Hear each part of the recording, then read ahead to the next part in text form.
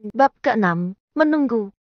Malam itu Mulan tidak bisa tidur karena terus memikirkan perkataan Ibas tadi sore, dan dia juga bingung kenapa Ibas bilang kalau dia sudah mempunyai jawaban dari Mulan. Aku tadi jawab apa ya? Menolak atau menerima dia? Aku bingung. Sambil mengacak-acak rambutnya yang panjang.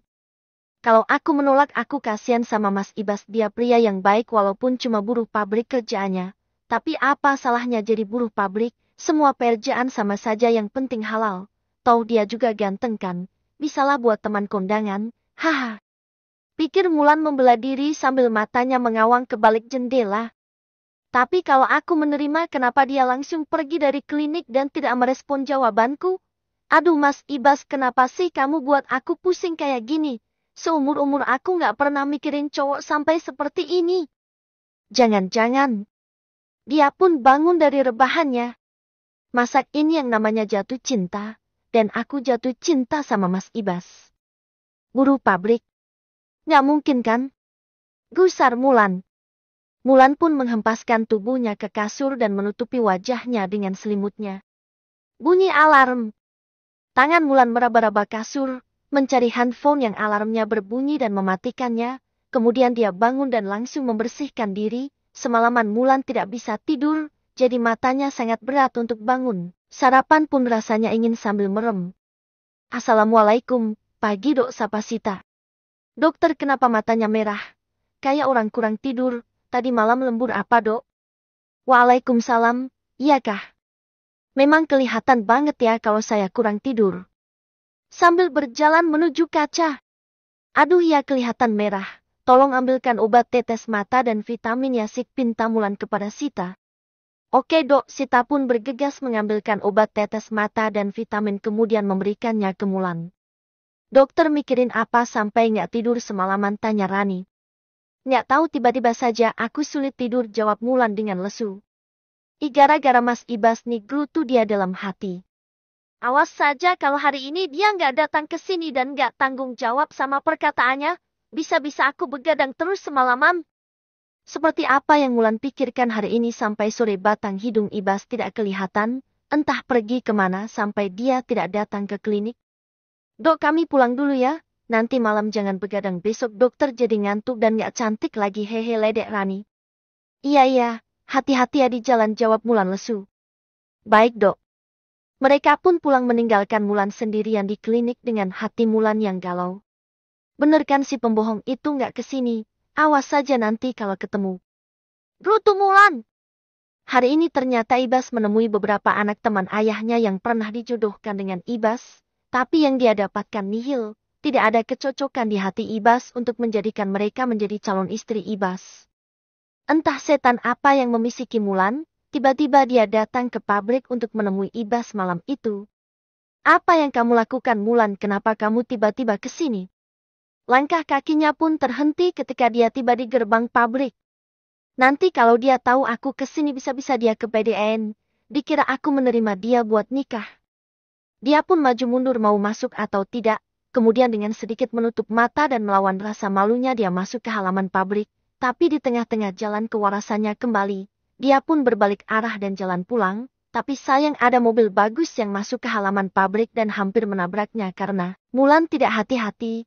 Mulan pun jatuh. Aduh, kakiku.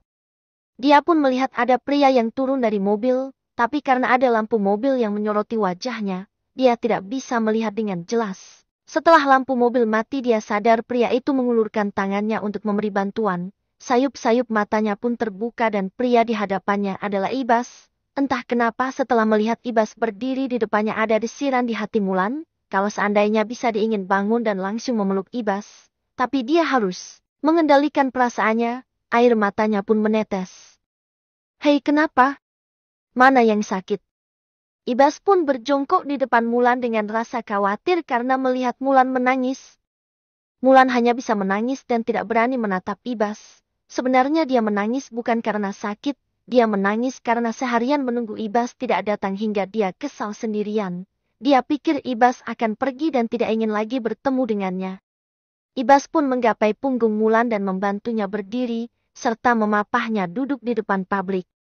Mana yang sakit? Tanya Ibas. Kakiku sakit. Jawab Mulan sesenggukan sambil menghadap ke arah kakinya. Ya udah sini aku obatin, walau aku bukan dokter kayaknya aku bisa ngobatin kakimu. Mulan pun tersenyum mendengar Ibas bicara seperti itu. Gitu dong, senyumkan cantik kuda Ibas. Biasanya kamu yang ngobatin aku, sekarang aku yang ngobatin kamu. Udah jangan nangis Bu Dokter, kok nangis nanti kalau ketahuan pasiennya malu lo. Ucap Ibas.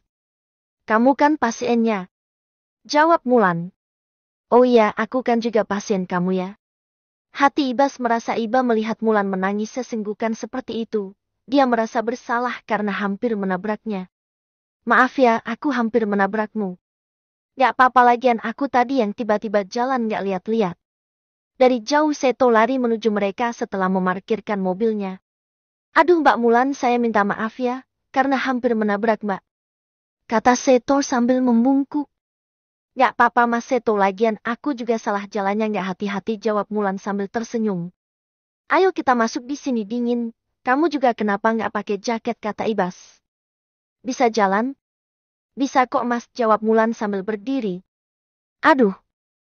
Ternyata kaki kiri Mulan sedikit kesleo. Sini tangannya, kemudian Ibas memapah Mulan menuju ke dalam ruangannya. Sesampainya di ruangan, Mulan duduk di sofa. Seto, tolong ambilkan obat ya. Baik Mas, kemudian Seto mengambilkan obat untuk Ibas. Ibas pun mengoleskan krim ke kaki Mulan. Gak usah Mas, biar aku saja. Tangkas Mulan malu. Kenapa? Ini bener kan obatnya? Gak apa-apa, aku bisa kok. Dulu waktu sekolah aku pemain basket, jadi sudah hafal dengan obat-obat kayak gini. Kata Ibas. Oh ya? Mas Ibas dulu pemain basket. Saut Mulan sambil tertawa. Kenapa? Gak pantas ya, seorang guru dulunya pemain basket. Enggak kok, cuma nanya aja. Dasar anak kecil, sambil mengelus kepala Mulan. Demi apa Mulan langsung mauting seketika dengan perlakuan Ibas yang manis kepadanya. Udah selesai. Sambil meletakkan kotak obat dan duduk di samping Mulan. Oh ya, ngomong-ngomong, kamu kenapa kesini malam-malam, tanya Ibas. Mulan pun malu mau bilang apa sama Ibas. Lagian kenapa dia nekat ke pabrik mau nemuin Ibas. Ketemu sama orangnya aja grogi gak bisa bicara. Hamo, aku mau tanya kenapa tadi gak datang ke klinik untuk ganti perban. Hi, bukannya gantinya 2 hari sekali ya? Tanya Ibas. Iya juga sih, tapi 1 hari sekali juga gak apa-apa, bisa biar cepet sembuh. Saut Mulan dengan bingung. Karena dia tidak tahu harus berkata apa sama Ibas. Tadi aku ada urusan ke kota.